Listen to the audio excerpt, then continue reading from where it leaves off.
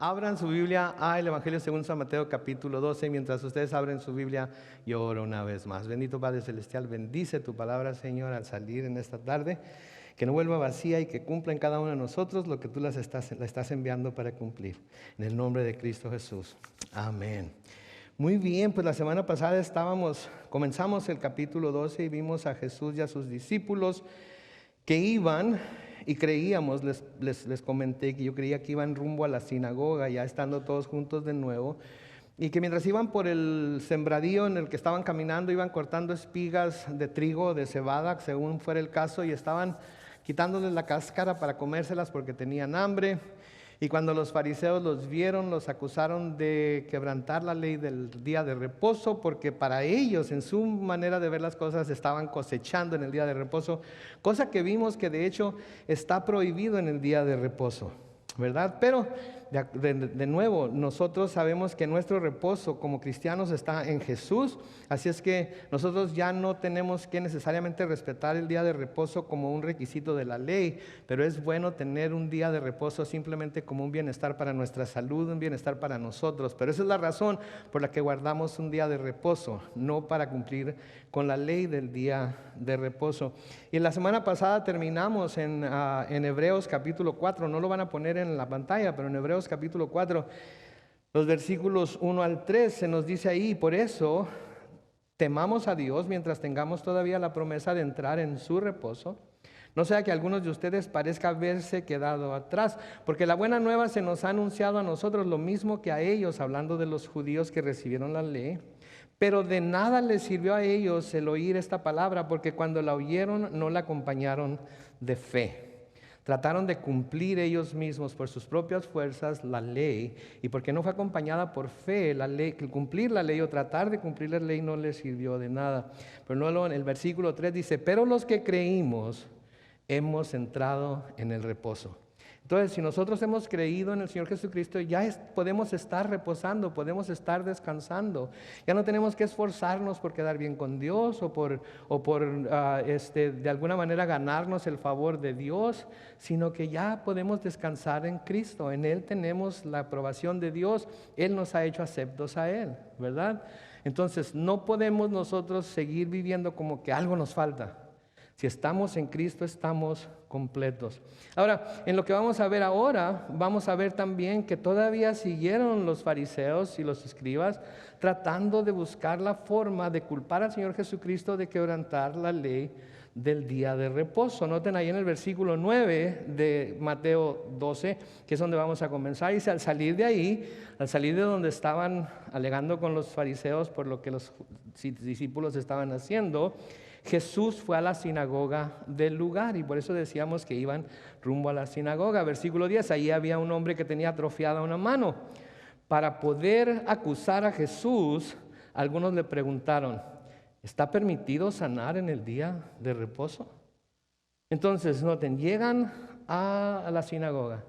En la sinagoga está un hombre, obviamente sufriendo porque su mano está atrofiada.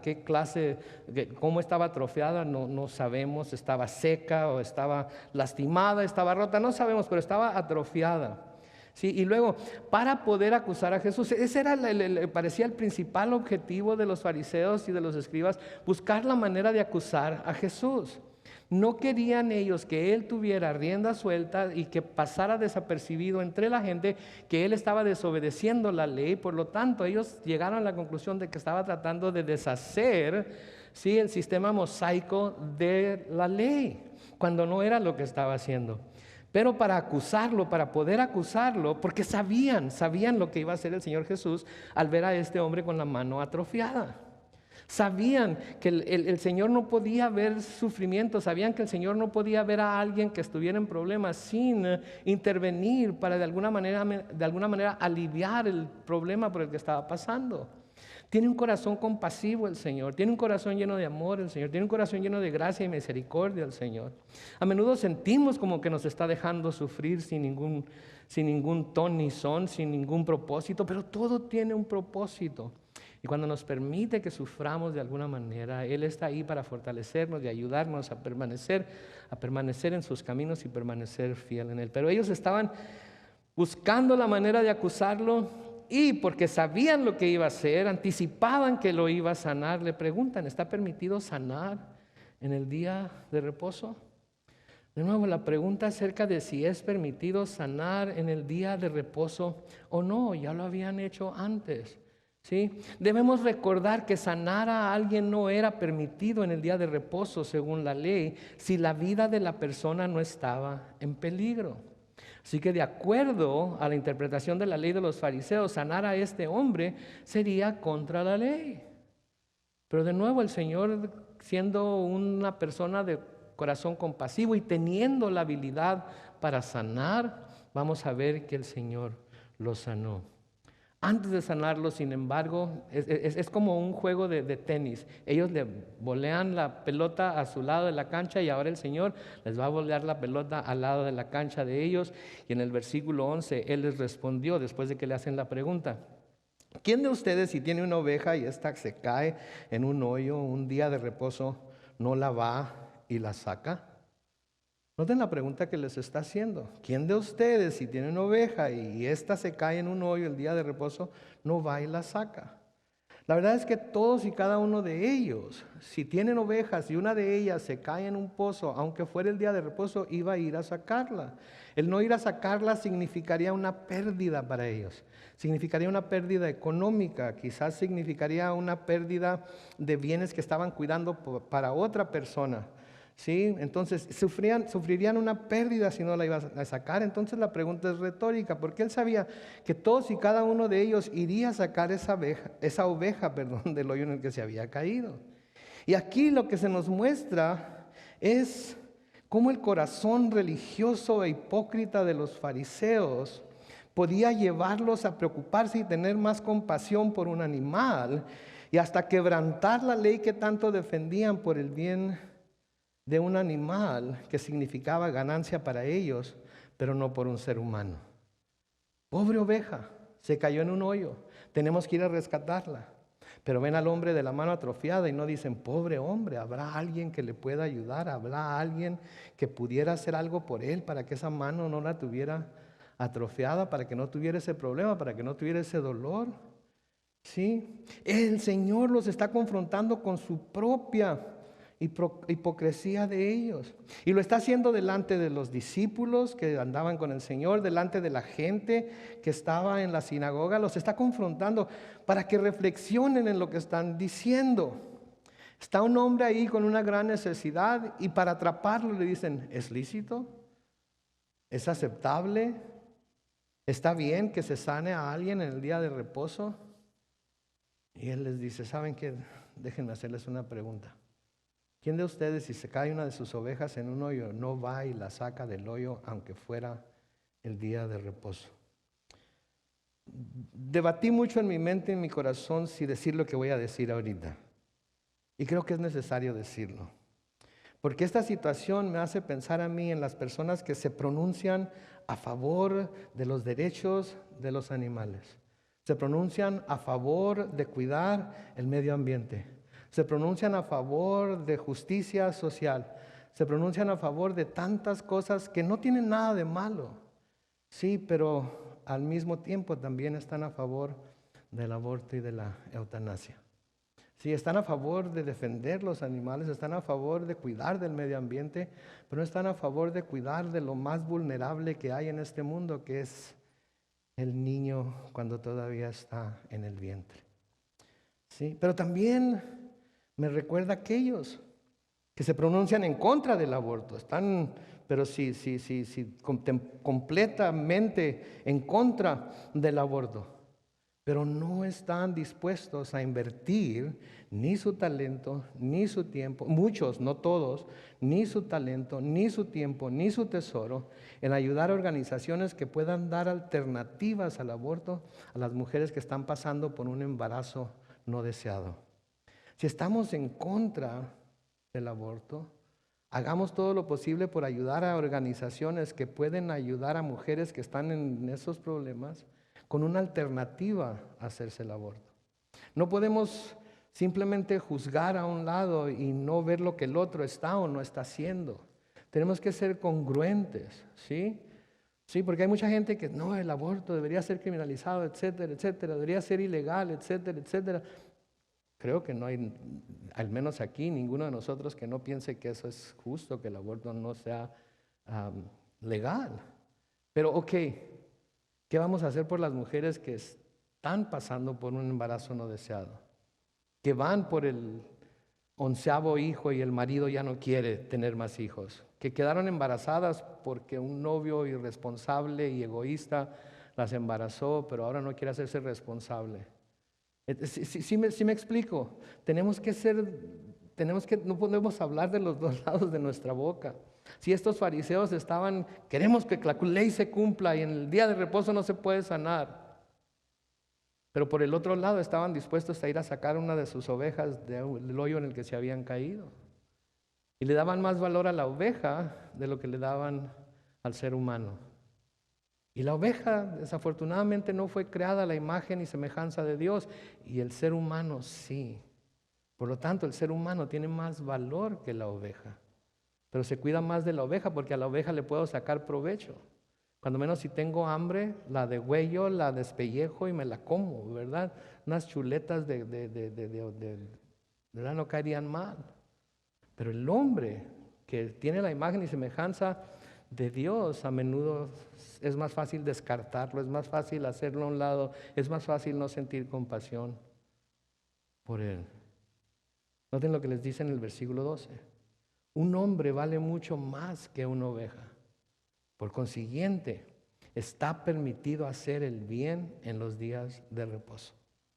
Un hombre vale mucho más que una oveja. ¿Escucharon eso?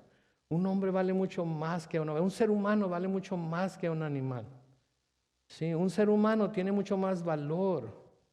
Digo, los animales son seres vivientes, no me malentiendan, no estoy hablando que estoy a favor de la crueldad contra los animales, no lo estoy. Cuando era chiquito no andaba yo haciéndoles travesuras a los gatos, a los gatos, no es cierto, no es cierto. No andaba haciéndole yo travesuras a los gatos y a los perros ni nada, no. Lo que estoy diciendo es que se me hace muy al revés. Que hay tanta gente que tiene un corazón tan grande por defender los animales, pero no por defender aquello que tiene la imagen y semejanza del Dios Altísimo. Y no es por condenar a nadie. Sí, no se trata de condenar a personas que hayan tenido un aborto o algo, no. Se trata de que debemos como cristianos ponernos las pilas, ¿sí? Y sin apoyar estas leyes que van claramente en contra de la voluntad de Dios. Dar apoyo a las personas que están pensando en llevar a cabo estas cosas en la forma en la que podamos. Entonces, de nuevo aquí vemos el principio de que para el Señor mostrar misericordia es más importante que una conformidad externa a la ley. ¿Sí?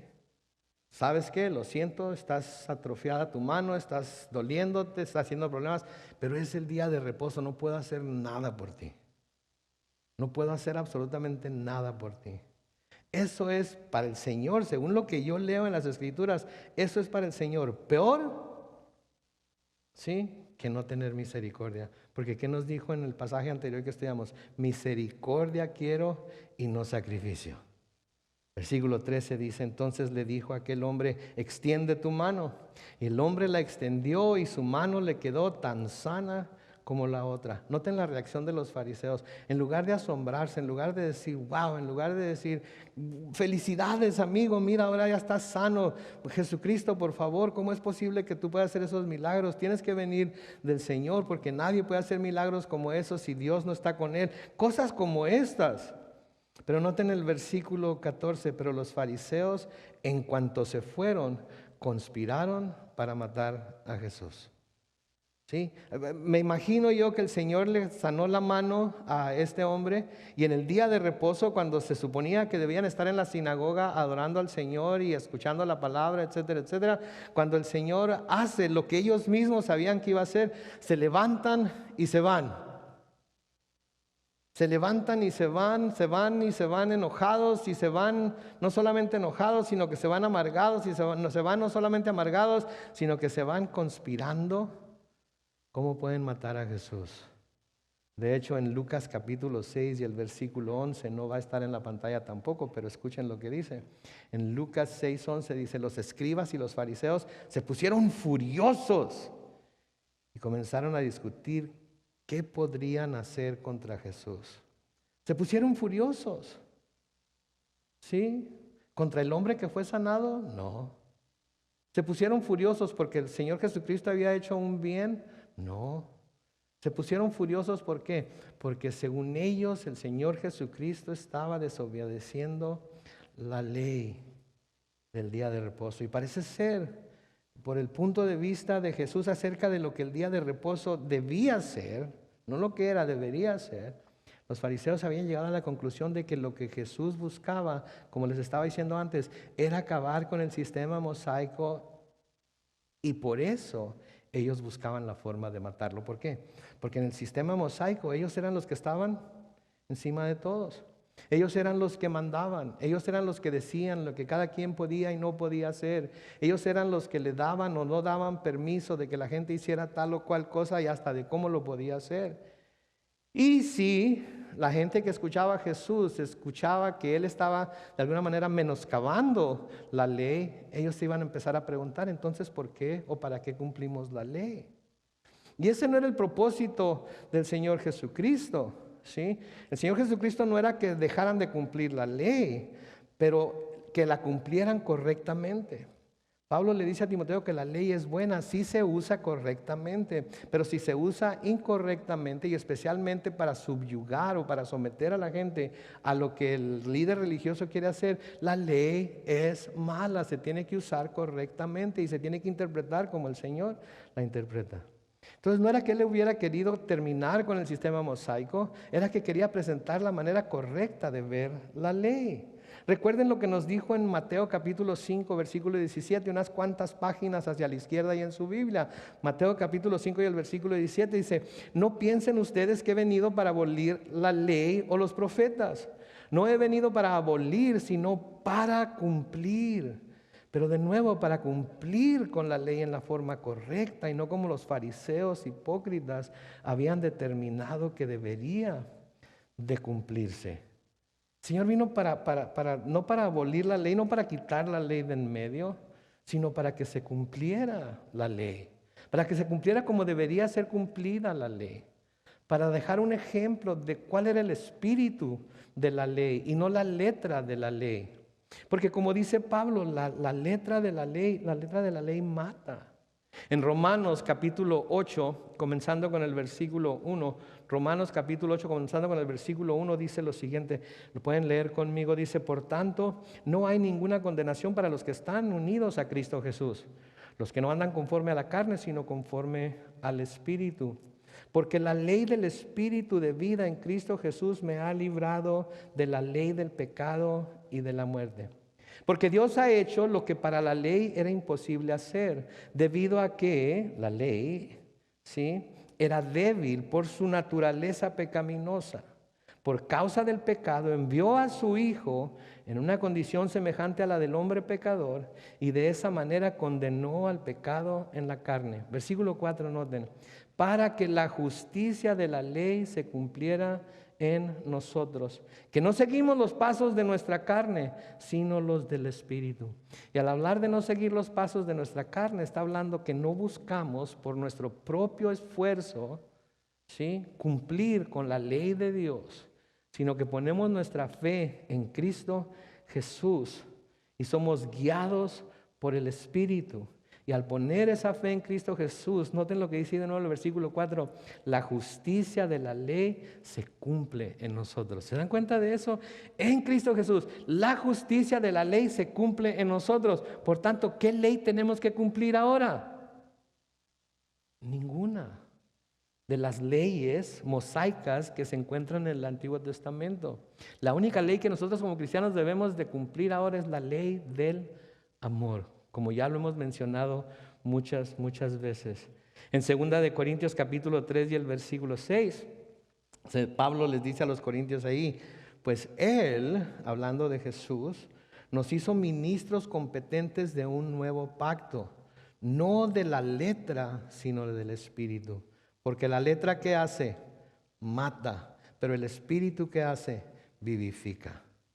Sí, no de la letra, sino del Espíritu, porque la letra mata, pero el Espíritu vivifica.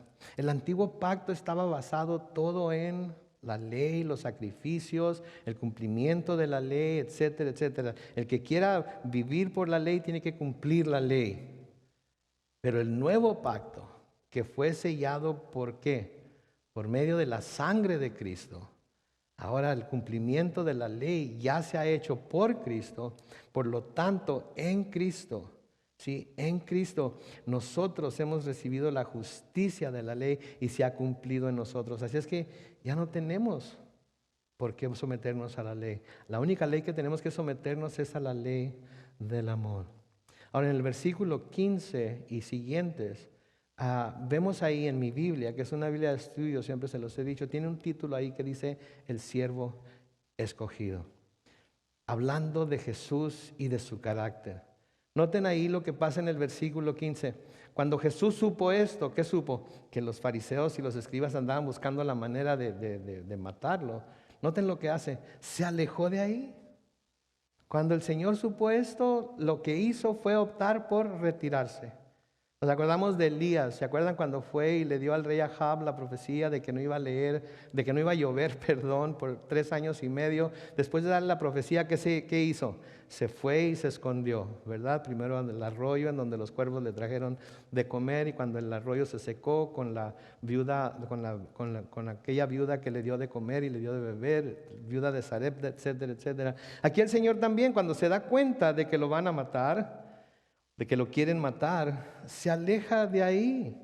Noten que en esta ocasión Jesús no confrontó a sus acusadores, no se puso al tú por tú con ellos, simplemente se fue del lugar y se dio a la tarea de seguir ministrando a quienes lo necesitaban. Segunda parte del versículo 15 dice, pero mucha gente lo siguió y él los sanó a todos. No se puso a perder el tiempo con alegatas, no se puso a perder el tiempo con echarles encaradas a los fariseos y a los escribas, no se puso a perder el tiempo en defenderse, no tenía por qué defenderse, él sabía que él estaba en lo correcto, él había escrito la ley, ¿quién mejor que él para interpretarla? Pero dejó todo eso porque él sabía que había gente que necesitaba de su ayuda, había gente que necesitaba sanidad. Había gente que necesitaba escuchar las buenas nuevas del Evangelio, y entonces deja a los fariseos y los escribas con sus propias alegatas, con sus propios planes, pero él se va a ministrar a la gente que lo estaba siguiendo y lo sanó a todos los que vinieron detrás de él en ese día. No se puso a gritarles, no se puso a reclamarles, no se puso a decirles con palabras duras lo equivocado que estaban. Simplemente dijo e hizo lo que tenía que decir y hacer, y luego ¿qué hizo? Se retiró. Se retiró. Qué buen ejemplo para nosotros como cristianos, que debemos de estar constantemente dando testimonio de lo que el Señor ha hecho en nosotros. Ir, decir lo que tenemos que decir, hacer lo que tenemos que hacer si se nos permite hacerlo, y luego dejar que el Espíritu Santo haga el resto. Amén. Dejar que el Espíritu Santo convenza a las personas. No tenemos que sellar el trato, no tenemos que ser los que firmen en la línea del contrato, no tenemos que hacer nada de eso, más que hacer lo que el Señor Jesucristo hacía: ministrar, tratar de suplir para las necesidades de las personas que tenemos enfrente, tratar de ser buenos mayordomos de las bendiciones que Dios nos ha dado, compartirlos con los que necesitan que alguien comparta con ellos, dar testimonio con nuestros labios, con nuestras palabras si es necesario, pero luego dejar que el Espíritu Santo haga lo demás, porque saben que siempre vamos a encontrar gente que va a estar en contra de nosotros. Aunque estemos haciendo lo mejor que podamos, aunque estemos haciendo cosas buenas, aunque estemos haciendo lo que estamos haciendo para bendición de otros, siempre va a haber gente que va a juzgar nuestro corazón, porque aunque no nos conoce y aunque no puede ver nuestro corazón, va a creer que sabe qué es lo que nos está motivando a hacerlo. Sí, pues sí, tiene que, pues dice que es hermano, dice que es cristiano, sí, pues sí, es que, y así, etcétera, etcétera. Siempre van a buscar algo de qué criticarnos, o van a dar la idea de que saben qué es lo que nos motiva a hacer lo que hacemos. Y nuestras motivaciones deben ser muy claras siempre. Nuestra motivación para hacer lo que hacemos es primeramente amor a Dios, porque Él ha hecho mucho por nosotros, amén. y luego amor al prójimo, porque es el segundo mandamiento más importante que el mismo Señor Jesucristo dijo. Entonces, de nuevo, no se puso a gritarles, no les reclamó, sí, no se puso a decirles lo equivocado que estaban, dijo e hizo lo que tenía que decir y hacer y se retiró de ahí. ¿Sí? ¿Se acuerdan la descripción que el Señor Jesucristo dio de sí mismo? En Mateo 11:29, léanlo ahí en su Biblia. El Señor da una descripción de sí mismo. Dice en Mateo 11:29, lleven mi yugo sobre ustedes, aprendan de mí. ¿Y cómo se describe a sí mismo? Soy ¿qué? Manso y ¿qué? Y humilde de corazón. Si se comportan de una manera mansa, si tienen humildad en su corazón, ahí es en donde van a hallar descanso para sus almas. Porque no va a haber necesidad de que sientan que le tienen que probar a nadie que ustedes están en lo correcto y ellos están equivocados. ¿Sí? Porque nos encontramos en Cristo y Cristo siempre va a estar en lo correcto. Pero nos encontremos en Él, no tenemos por qué tratar de comprobarle a nadie que estamos haciendo lo correcto, no. Porque estando en Cristo vamos a hacer lo que Él hubiera hecho y estamos claramente viendo lo que Él haría. Y se describe aquí como manso y humilde de corazón. Manso y humilde de corazón. ¿Sí? Aunque era el rey, aunque era Dios, aunque había venido del cielo, de todas maneras, su manera de comportarse, su manera de presentarse era mansedumbre y humildad de corazón. El profeta Zacarías profetizó mucho tiempo antes de que el Señor Jesucristo llegase a Jerusalén. En Zacarías capítulo 9 y el versículo 9, el profeta Zacarías escribió esto: llénate de alegría, hija de Sión. Da voces de júbilo, hija de Jerusalén. Mira que tú, rey, viene a ti, justo y qué, salvador. ¿Y qué más? Humilde y montado sobre un asno, sobre un pollino, hijo de asna. Noten cómo está proclamando el profeta Zacarías aquí la entrada que nosotros llamamos triunfal de Jesús en Jerusalén, pero no fue la entrada triunfal, porque fue cuando entró a Jerusalén y unos días después lo iban a crucificar. Pero noten lo que les dice aquí el profeta a Zacarías: mira que tu rey viene a ti, justo y salvador y humilde y montado sobre un asno, sobre un pollino, hijo de asna. Entonces vemos que el Señor tenía un corazón y un espíritu, un comportamiento de humildad y de mansedumbre. De humildad y de mansedumbre. ¿Y saben qué? Estamos ahorita celebrando los tiempos de Navidad. Estamos celebrando el natalicio de nuestro Señor Jesucristo. ¿Y saben que desde su nacimiento podemos ver lo humilde y lo manso que fue el Señor Jesús? Lo humilde y lo manso que fue el Señor Jesús. Las cosas a las que se sometió, no teniendo que, se sometió por amor a nosotros, por amor al pecador, porque quería salvar aquello que estaba perdido. Si la historia del nacimiento de Jesús todos la conocemos, vamos a leer ahorita parte de ella en Lucas, si quieren buscar en sus Biblias, Lucas capítulo 2. Vamos a leer y vamos a ver ahí cómo desde el principio, cómo desde que nació vino en esta posición de humildad y mansedumbre. Nunca vino a tratar de imponerse, nunca vino a tratar de ser el más grande de los grandes, nunca vino a tratar de portarse como rey, nunca vino a tratar de portarse como el que debía ser servido. Siempre estuvo dispuesto a servir. Porque el Hijo del Hombre no vino para ser servido, sino ¿para qué? Para servir y dar su vida, nos dice, en rescate por muchos. En Lucas capítulo 2, comenzando con el versículo 1, dice: por esos días, Augusto César promulgó un edicto en el que ordenaba levantar un censo de todo el mundo. Obviamente de todo el mundo conocido de aquel tiempo, ¿verdad? No estamos hablando de todo el globo terráqueo. Versículo 2, este primer censo se llevó a cabo cuando Quirino era gobernador de Siria, por lo que todos debían ir a su propio pueblo para inscribirse. Como José era descendiente de David y vivía en Nazaret, que era una ciudad de Galilea, tuvo que ir a Belén, la ciudad de David que estaba en Judea, para inscribirse junto con María, que estaba desposada con él y se hallaba encinta o embarazada. Sí, lo vemos aquí en quienes fueron escogidos para ser sus padres terrenales. Sí, a quienes Jesús iba a nacer como bebé. ¿A quién le iban a nacer? A José y María. ¿Y quiénes eran José y María? José era un carpintero que vivía en el pueblo de Nazaret, un pueblo no muy querido, que no se pensaba mucho de ese pueblo. María era una joven humilde que estaba desposada con José. Sí, no tenía mucho de qué hablar en cuestión de bienes. Era muy joven todavía. Sí, cuando el ángel Gabriel vino y se le presentó para decirle que iba a tener un hijo. Y vivía también en Nazaret, que era una ciudad cerca de Galilea o en Galilea. Y recordamos cuando a Natanael se le dijo que los discípulos le dijeron que habían encontrado el Cristo. Sí, que era Jesús de Nazaret. En Juan capítulo 1 y el versículo 46 dice que Natanael dijo: ¿y de Nazaret puede salir algo bueno? Y le dijo Felipe: ven a ver. Entonces esa era la idea, esa era la opinión que se tenía de Nazaret.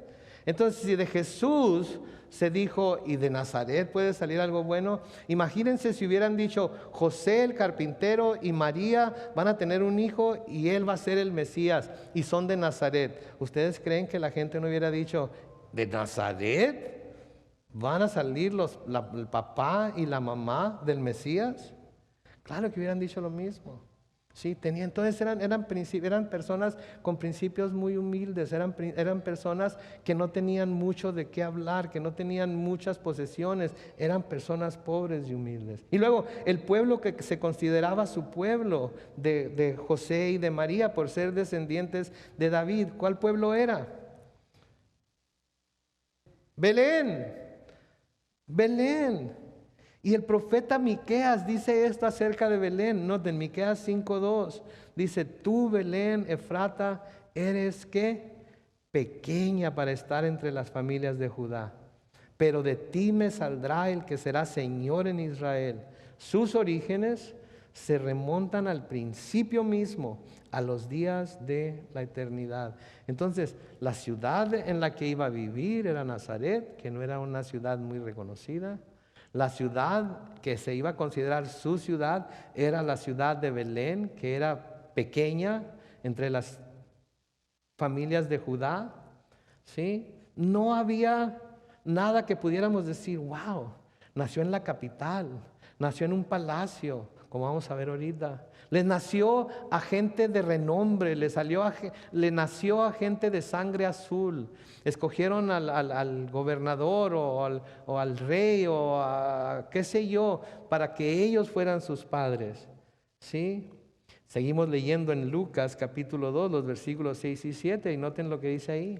Y mientras ellos se encontraban ahí en Belén, se cumplió el tiempo de que ella diera luz, y ahí tuvo a su hijo primogénito y lo envolvió en pañales y lo acostó en un pesebre, porque no había lugar para ellos en el albergue. Noten, sabemos que el lugar en donde nació fue en un establo. Fue en un establo, en donde normalmente se ponen en la noche a las bestias, a los animales, vacas y burros y caballos y camellos y ovejas. ¿Alguna vez han estado en un establo en donde esos animales se encuentran ahí? ¿Huele bonito? ¿Se ve bonito? ¿Sería un lugar sanitario en donde tener un bebé? No, sin embargo ahí fue donde nació el Rey de Reyes y Señor de Señores. ¿Sí? A una mujer y un hombre humildes de la ciudad de Nazaret. ¿Sí? Ahí fue donde nació. Y luego, ¿cuál fue su primera cuna? Un pesebre. ¿Saben lo que es un pesebre? Puede ser de madera, puede ser de piedra, donde se pone el heno para los animales que comen alfalfa y hierbas y cosas así. Podría ser un lugar en donde se le daba de comer a los cerdos. ¿Sí? Ahí fue donde nació el Señor Jesús. El rey que venía a salvar el mundo nació en un establo y su primera cuna fue un pesebre, que era en donde se les daba de comer a los animales. Piensen en eso, mamás. Piensen en eso. Que en lugar de llevarlas al hospital, su esposo las llevara al garage a tener a su hijo. Y que en lugar de haber andado comprando, buscando una cuna que les gustara, que fuera con la decoración del cuarto en el que iban a poner a su pequeño o pequeña, que habían arreglado con cortinas azules o rosas, dependiendo de qué iba a ser el bebé, ¿sí? Les hubiera llevado una barrica cortada por la mitad con pasto ahí, con hierbas ahí para que el bebé estuviera cómodo. ¿Cuántas mamás se apuntan para eso? Nadie. Pero ahí fue donde María tuvo a su hijo y donde sin duda José fue el único que estuvo ahí para ayudar. Me imagino a José, qué bárbaro. Me lo imagino. Yo miré nacer a mis 2 hijos. Y ay Dios, pensé que nunca me iba a recuperar por lo que vi, ¿verdad? Y yo no estaba haciendo nada, yo nada más estaba ahí, ¿verdad? Diciéndole a mi esposa, respira, y decía, y luego todo el día me la llevé comiendo fritos y tomando café. Así es que imagínense lo que mi esposa olía cuando estaba. No lo vayan a intentar en casa, ¿ok? No lo intenten. ¿Ok? José era el único que estaba ahí. José y los animales eran los únicos que estaban ahí. Y el niño está naciendo y María está pujando y es un cochinero por todos lados. Y ahí nació nuestro Salvador. Sí, entonces el rey que venía a salvar al mundo nació en un establo y su primera cuna fue un pesebre que era en donde se le daba de comer a los animales. Lo vemos también, vemos su humildad en quienes fueron los primeros en recibir la noticia de su nacimiento. Seguimos leyendo ahí en Lucas capítulo 2, versículo 8 y siguientes, en donde dice, y en esa misma región había pastores que pasaban la noche en el campo cuidando sus rebaños. Ahí un ángel del Señor se les apareció y el esplendor de la gloria del Señor los envolvió y ellos se llenaron de temor. ¿Por qué creen que tenían temor? ¿Por qué creen que se llenaron de temor? Me imagino yo porque al ver los ángeles de Dios podrían haber pensado que el Señor había enviado a estos ángeles a juzgar al mundo. Ya se va a acabar el mundo. Vean nomás los ángeles que vienen ahí. Mira, me los imagino descendiendo del cielo los ángeles todos con sus ropas brillantes, sin decir absolutamente nada, hasta que llegaron al punto en el que los ángeles los podían ver claramente. ¿Cómo los veían? ¿Qué aspecto tomaban? No tengo la menor idea, pero era algo que les inculcó temor cuando menos. Pero luego el ángel habla en el versículo 10 y les dijo, no teman, que les traigo una buena noticia, que será para todo el pueblo motivo de mucha alegría. Motivo de mucha alegría. Y saben que yo sé, en estos tiempos hay gente que anda muy contenta de aquí para allá, de allá para acá, pero también habemos gente que andamos muy tristes en este tiempo, porque va a ser o la primera vez, o la segunda vez, o la tercera vez que vamos a pasar una Navidad sin algún ser amado que el Señor llamó a su presencia en este año, o el año pasado, o el año anterior. Y es difícil pasar por estas fiestas navideñas completamente contentos. Yo lo sé, pero sin embargo, ¿sí? Lo que pasó en Belén tantos años atrás es motivo de mucha alegría. Es motivo de mucha alegría. Independientemente de lo pesado que esté en nuestro corazón, si es lo que hemos experimentado lo que les estoy diciendo, independientemente de lo pesado que esté en nuestro corazón, si tenemos a seres queridos enfermos, que están en el hospital, que están sufriendo, que no hemos podido ver, independientemente si tenemos familiares en otro país que no hemos visto en muchos años por una razón u otra, independientemente de todo ello, lo que pasó en Belén es motivo de mucha alegría. ¿Por qué? Versículo 11 de Lucas 2 dice, hoy en la ciudad de David les ha nacido un Salvador que es Cristo el Señor. Sí, es lo que celebramos, que nació un Salvador que es Cristo el Señor. Es nuestro Salvador, nos nació a nosotros. Sí, nos nació a nosotros. Un niño nos es nacido, un hijo nos es dado. Sí.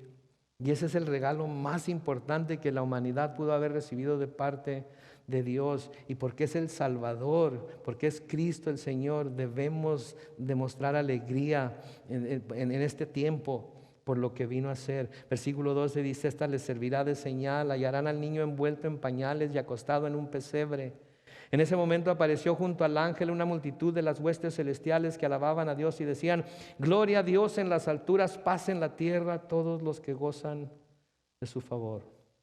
Versículo 15: cuando los ángeles volvieron al cielo, los pastores se dijeron unos a otros: vayamos a Belén y veamos esto que ha sucedido y que el Señor nos ha dado a conocer. Noten que los pastores recibieron la noticia con fe y recibieron la noticia con humildad. ¿Por qué digo que la recibieron con fe? Porque inmediatamente se levantaron y fueron. ¿Por qué la recibieron con humildad? Porque cuando se les anunció que les había nacido un Salvador, no dijeron: ¿un Salvador? ¿De qué necesito ser salvado? ¿Por qué necesito ser salvado? ¿De qué ¿Saben qué? El corazón altivo, el corazón orgulloso, ¿sí? ¿De qué necesito ser salvado? ¿Por qué necesito yo un Salvador? ¿Por qué necesito que alguien venga y me salve? Soy una persona buena, no he matado a nadie, no robo, ¿sí? No ando haciendo cosas indebidas. ¿Por qué necesito un Salvador? Muy claro, la palabra de Dios nos dice muy claramente en el libro de Romanos: por cuanto todos que pecaron y están destituidos de la gloria de Dios.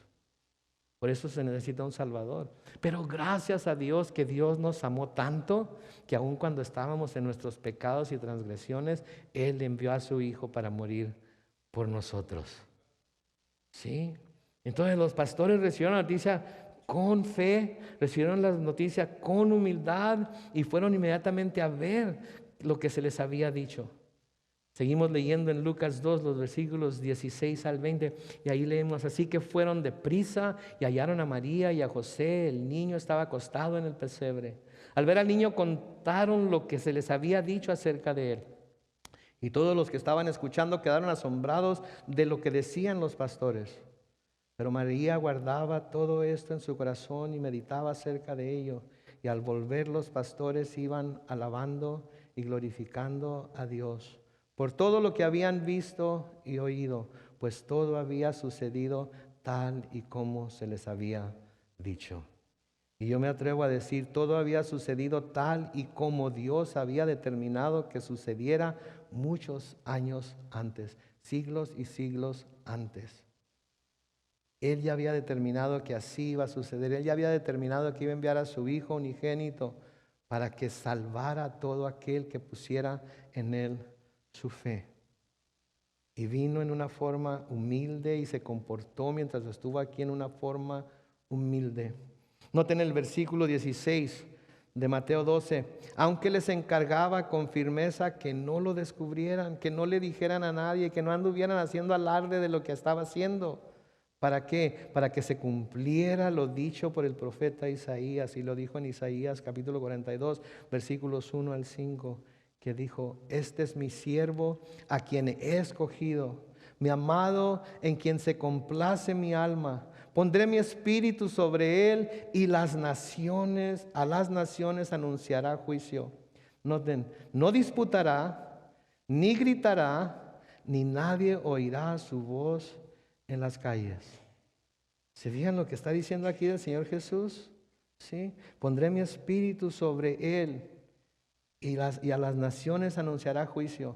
No disputará, no va a andar alegando con gente, no va a andar disputando que él es o que él hizo o que él hace o que él está correcto y todos los demás no va a andar gritándole a la gente, ¿sí? Y es más, nadie oirá su voz en las calles. Muchos lo van a despreciar, van a cerrar sus oídos, no van a querer escuchar sus palabras. Ahora tengo que aclarar, esto no quiere decir que Jesús nunca habló con voz alta, ¿sí? Vamos a ver algunas partes en las Escrituras donde se nota que está medio enchilado el Señor y que habla, pero esto no quiere decir que andaba grite y grite por todos lados y haciendo, no, habló con la autoridad que tenía, pero se refiere aquí a un corazón y acciones gentiles y humildes. Sí, Jesús no se dio a conocer por tener una personalidad imponente, por tener una personalidad ruidosa, una forma abrumadora de hablar. ¿Nunca han platicado con alguien así? Que usted quiere presentar su punto de vista y todavía no termina cuando ya le aventaron el mordidón para ¿sí? Espero que no seamos nosotros así. Espero que nos sepamos escuchar. Esperemos a que la persona que está presentando su punto de vista termine de presentar su punto de vista y luego nosotros venimos con el nuestro. ¿Sí? Pero que no nos estemos... Por eso los conflictos a veces, especialmente entre parejas, nunca se resuelven. ¿Sí? Porque está hablando uno y antes de terminar de decir y el otro tratar de asimilar y entender lo que se está diciendo, le brinca inmediatamente. Y luego el otro empieza a decir, el otro le brinca inmediatamente. Tenemos que darnos tiempo para escuchar de la misma forma en la que nos damos tiempo para hablar. ¿Sí? Y doblemente el tiempo, debemos usar doblemente el tiempo para escuchar que el tiempo para hablar. Por eso el Señor nos dio una sola boca y ¿cuántos oídos? 2. Para que seamos lentos en hablar, para que nos demos tiempo de escuchar. ¿Sí? Entonces no disputará, no gritará, nadie oirá su voz en las calles.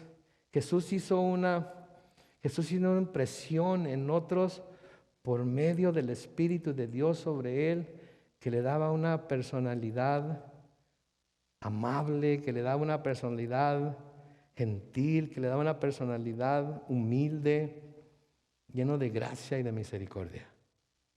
¿Sí? Y así es como nosotros tenemos que ser, porque el apóstol Pablo nos dice en Filipenses capítulo 2, los versículos 5 al 8, noten, que haya en ustedes que el mismo sentir que hubo en Cristo Jesús, quien siendo en forma de Dios no estimó el ser igual a Dios como cosa a que aferrarse, sino que se despojó a sí mismo y tomó forma de siervo y se hizo semejante a los hombres, y estando en la condición de hombre, ¿qué hizo?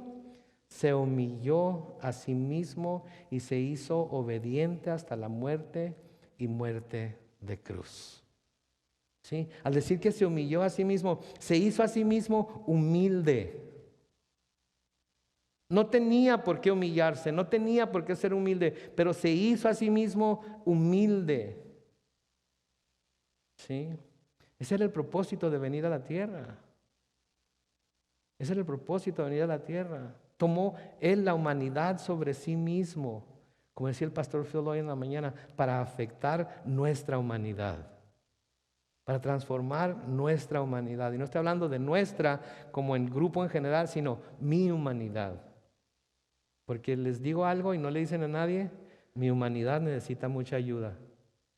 La de ustedes no. Y por eso vino el Señor Jesús. Por eso vino, por eso nació como nació, por eso pasó por todos esos pasos.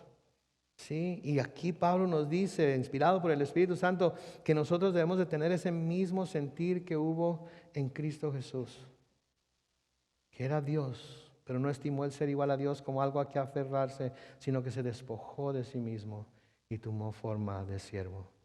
Noten en el versículo 20, dice, no quebrará la caña cascada, ni apagará la mecha humeante hasta que haga triunfar la justicia. Si esto nos habla de nuevo del carácter dócil de Jesús. Una caña es una planta frágil, es como un carrizo. Si alguna vez se bañaron en canales o fueron a pescar a canales, saben lo que estoy hablando. Es un carrizo, ¿sí? Es un carrizo. Y si está cascada o carcomida, es más frágil todavía. Cualquier empujón, cualquier toque de la persona o de algo duro puede quebrar la caña. Pero el Señor, cuando ve una caña cascada, no la quebra, no la arranca y la tira como algo que no sirve. El Señor lidia dócilmente con las cañas cascadas. Sí, nosotros somos a cañas cascadas a veces, ¿verdad? Estamos débiles, estamos ya por caer, ya por tronar, ya no soportamos más. El Señor no nos agarra y nos arranca y nos tira. El Señor nos toma y nos cuida y nos hace las cosas de tal forma que podamos volver a fortalecernos, sí, podamos seguir adelante. El pábilo era la mecha que se encontraba en las lámparas de aceite y era lo que se encendía para que diera luz. Si esa mecha estaba toda quemada, si era puro carbón ya, si era pura tela quemada, ¿sí? Ya casi consumida, la gente lo que hacía era que quitaba la mecha y la tiraba a la basura y agarraba otra. Aquí se nos dice que el Señor Jesucristo no va a apagar ese pábilo humeante. La va a arreglar, le va a quitar lo quemado, va a acercarla más al aceite, va a renovarla, ¿sí? Le quita todo eso que le está estorbando para que pueda alumbrar, la nutre dócilmente, le sopla para que vuelva a encenderse. Acuérdense que en aquel tiempo no tenían cerillos, no tenían encendedores. Sí, cuando había alguna brasita o algo, se le tenía que soplar lentamente para que volviera a encender. Eso es lo que el Señor hace con los pábilos. Sí, eso es lo que hace el Señor con los pábilos humeantes, que muchos de nosotros también a veces somos. Y así venimos al Señor. ¿Sí? ¿Se han dado cuenta que Dios no es áspero para lidiar con nuestras debilidades y fallas? ¿Se han dado cuenta? Hace exactamente lo opuesto a lo que se espera que haga. Nunca les han dicho, Dios te va a castigar y esto es porque Dios no está contento contigo y esto es porque Dios está viendo lo que está haciendo. ¿Saben que ese no es Dios? Ese no es nuestro Dios. ¿Sí? Él trata con las cañas y con los pábilos de una manera dócil, tierna, ayudándole tanto a la caña a volver a estar fuerte y al pábilo que humea a volver a dar su llama. Jesús ve el valor en una caña cascada, aun cuando nadie más lo puede ver. Aunque un pábilo que humea no sirve para nada, Jesús sabe lo valioso que puede ser cuando se refresca con aceite. Y a veces así estamos nosotros, como cañas cascadas, como pábilos humeantes. ¿Y saben qué es lo que tenemos que hacer? Acercarnos al Señor para que Él nos fortalezca, Él nos renueve. ¿Sí? Muchos de nosotros somos como la caña cascada y necesitamos ser fortalecidos con el poder, ¿sí? En nuestro hombre interior por medio del Espíritu Santo. Nosotros somos como pábilos que humeamos y solo podemos arder brillantemente para el Señor cuando Él nos llena nuevamente con el aceite de su Espíritu Santo. Amén. Nos dice ahí en el versículo 21 de Mateo 12, en su nombre esperarán las naciones. En su nombre esperarán las naciones. Sí. ¿Estamos esperando en su nombre, mis hermanos? Hoy, al haber celebrado su nacimiento, ¿estamos esperando en su nombre? ¿Estamos siendo humildes? Porque se necesita de nuevo ser humildes para aceptar que se necesita al Salvador.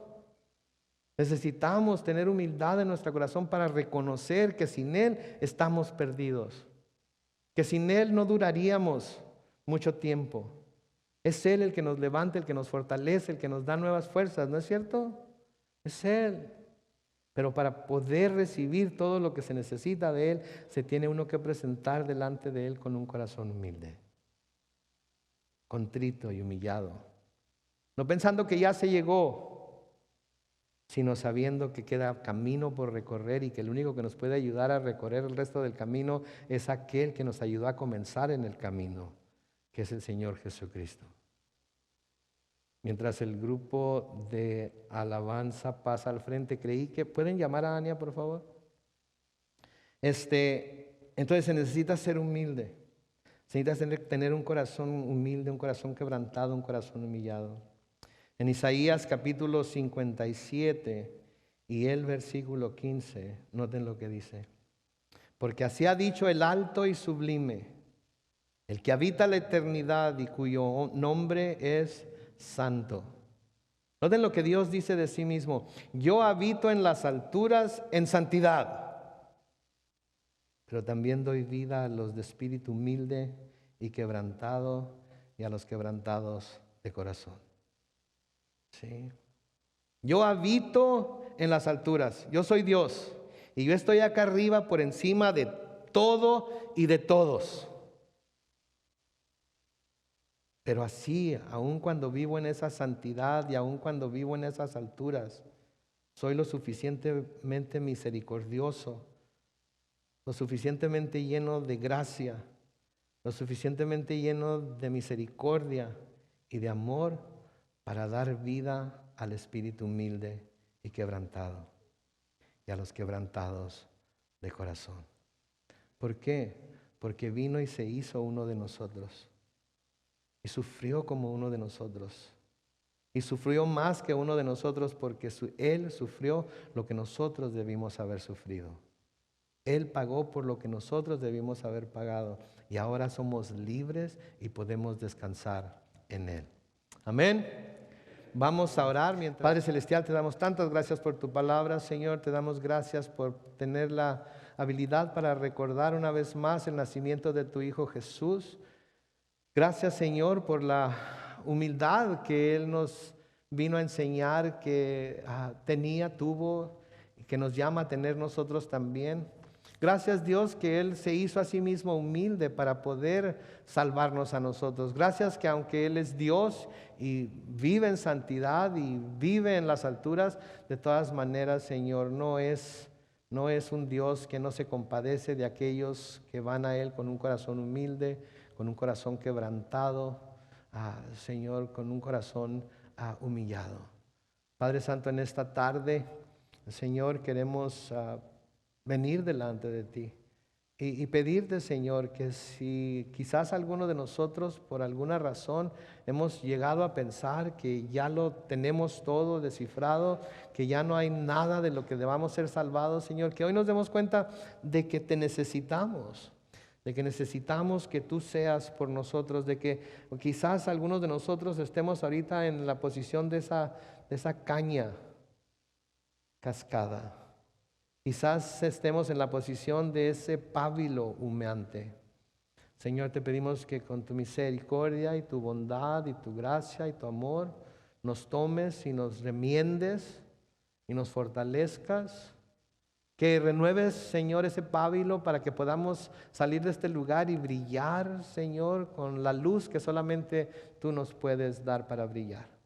Así es que, Señor, pongo en tus manos a todos mis hermanos que están aquí presentes hoy, mis hermanos y hermanas que nos están viendo en línea, y pedimos que todo lo que hablamos aquí hoy sea guardado en nuestro corazón en este tiempo de Navidad y nos ayude a vivir para ti, en ti y por ti a través del año nuevo, Señor.